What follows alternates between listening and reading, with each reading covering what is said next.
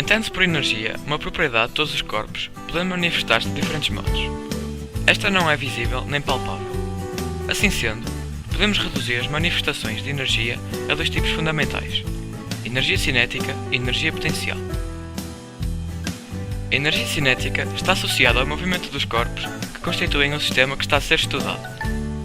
Esta energia pode ser classificada de três formas: energia cinética de translação, rotação e vibração. A energia cinética de um corpo em movimento de translação depende da sua massa e do valor da velocidade a que se desloca. A energia potencial depende das forças de interação entre as partículas que compõem o sistema. Esta pode ser manifestada de três tipos: energia potencial elástica, energia potencial gravítica e energia potencial elétrica.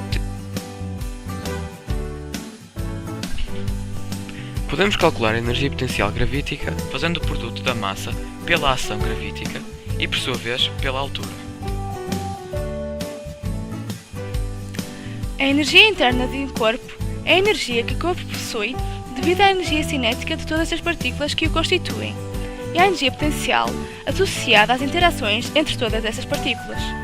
A energia interna está associada à massa e à temperatura do corpo.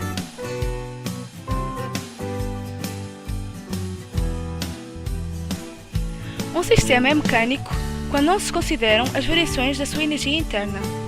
Um carro pode ser considerado um sistema mecânico se não atendermos às variações de energia interna. Pode ainda ser reduzido a um ponto, o centro de massa.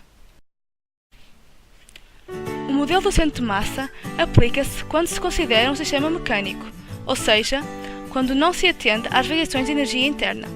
Além disso, é também necessário que o movimento do corpo seja de translação e que este não sofra deformação. O trabalho refere-se à energia transferida para um corpo por a ação de uma força que o faz deslocar. Assim sendo, quando uma força atua sobre um corpo e provoca o deslocamento do mesmo, podemos afirmar que este realiza o trabalho. Esta grandeza simboliza-se pela letra W, do inglês work, e mede-se do sistema internacional em joules. Em todos os corpos atuam sempre pelo menos duas forças: a força normal, perpendicular ao deslocamento, e a força gravítica, também designada por peso.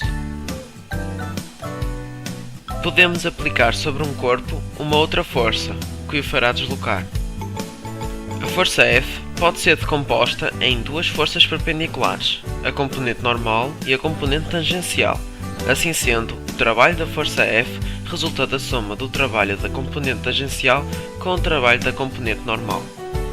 Tendo em conta a componente normal, que é perpendicular ao deslocamento, apenas a componente tangencial efetua o trabalho. Podemos afirmar que o cosseno de alfa é igual ao quociente entre a componente tangencial e a força F.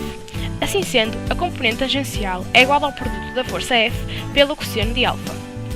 O trabalho da componente tangencial é igual ao produto desta pelo deslocamento e, por sua vez, pelo cosseno de zero, pois é no sentido do movimento. Sabendo que este é igual a 1, podemos admitir que o trabalho da componente tangencial é igual ao produto da componente tangencial pelo deslocamento. Como tal, tendo em conta que o trabalho da força F é igual ao trabalho da componente tangencial, podemos dizer que o trabalho da força F é igual ao produto da força F pelo cosseno de alfa e, por sua vez, pelo deslocamento.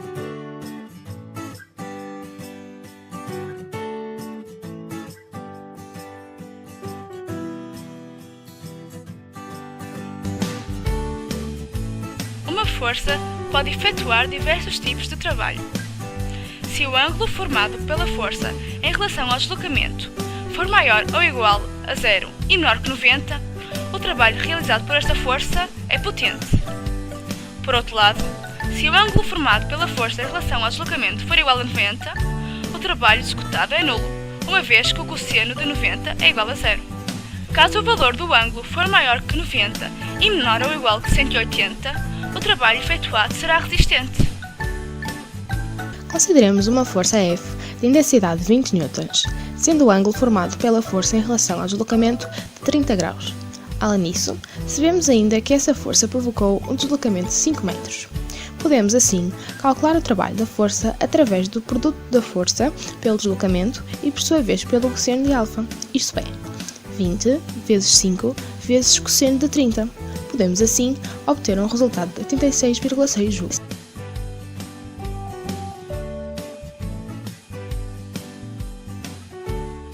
O peso ou força gravítica corresponde à força exercida pela Terra sobre todos os corpos que estão sobre a sua ação. Este pode ser calculado através do produto da massa pela aceleração gravítica, sendo o valor aproximado da aceleração gravítica na Terra de 10 metros por segundo quadrado.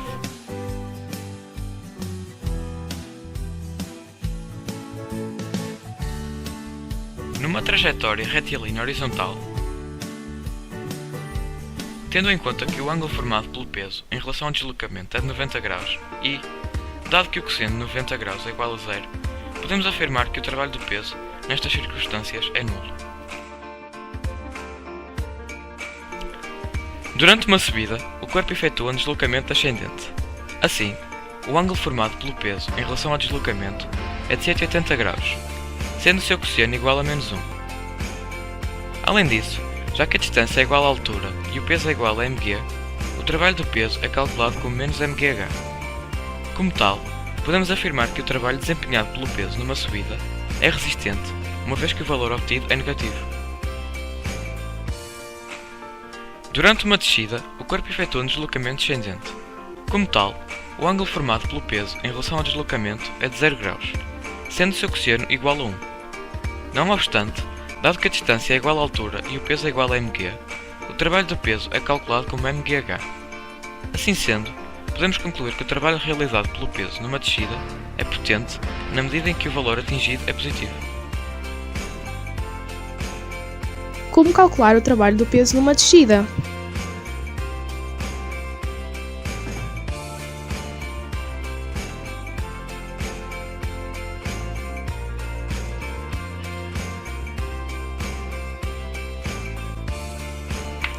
Num plano inclinado, o seno de θ pode ser calculado através do quociente da altura pelo deslocamento.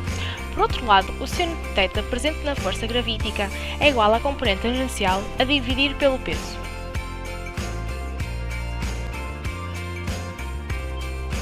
O trabalho do peso resulta da soma do trabalho da componente tangencial juntamente com o trabalho da componente normal. Desta forma, tendo em conta que a componente normal é nula, o trabalho do peso realizado num plano inclinado é igual ao trabalho da componente tangencial. Tendo em conta que o ângulo formado pela componente tangencial em relação ao peso é de 0 graus, o seu cosseno é igual a 1. Analisando a componente tangencial da força gravítica, podemos perceber que esta é igual ao produto do peso pelo seno de θ. Sabendo que o peso é igual à massa vezes a aceleração gravítica e que o produto do seno de θ pela distância é igual à altura, podemos afirmar que o trabalho do peso é igual a mgh. No plano inclinado durante a subida, o trabalho do peso é igual ao produto da componente tangencial pelo deslocamento e por sua vez por cosseno de 180 graus, sendo este igual a menos 1. Assim, partindo de deduções anteriormente realizadas, concluímos que o trabalho do peso é igual a menos mgh.